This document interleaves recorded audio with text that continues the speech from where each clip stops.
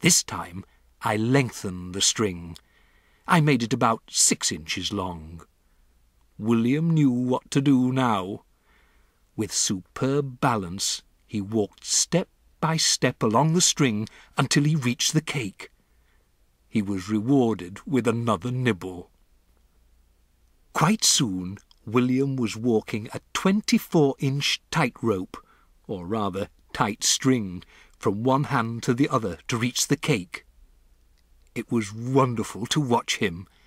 He was enjoying himself tremendously. I was careful to hold the string near the carpet, so that if he did lose his balance, he wouldn't have far to fall.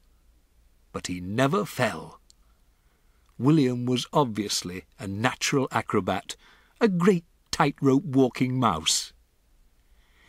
Now it was Mary's turn.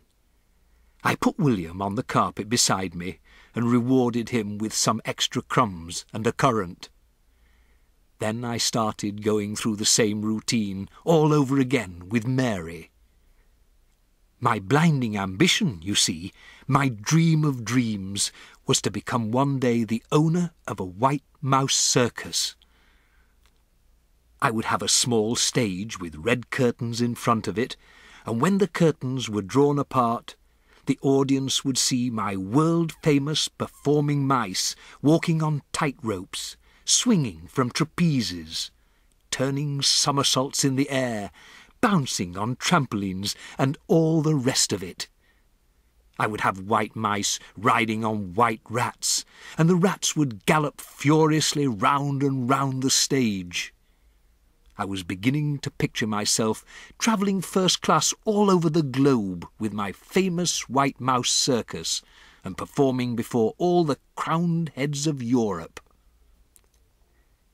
I was about halfway through Mary's training when suddenly I heard voices outside the ballroom door. The sound grew louder. It swelled into a great babble of speech from many throats. I recognized the voice of the awful hotel manager, Mr. Stringer. Help, I thought, but thank heavens for the huge screen. I crouched behind it and peered through the crack between two of the folding sections. I could see the entire length and width of the ballroom without anyone seeing me.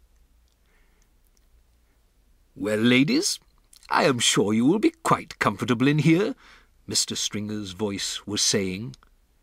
Then in through the double doors he marched, black tail coat and all, spreading his arms wide as he ushered in a great flock of ladies. "If there is anything we can do for you, do not hesitate to let me know," he went on. "Tea will be served for all of you on the Sunshine Terrace after you have concluded your meeting." With that, he bowed and scraped himself out of the room as a vast herd of ladies from the Royal Society for the Prevention of Cruelty to Children came streaming in. They wore pretty clothes, and all of them had hats on their heads.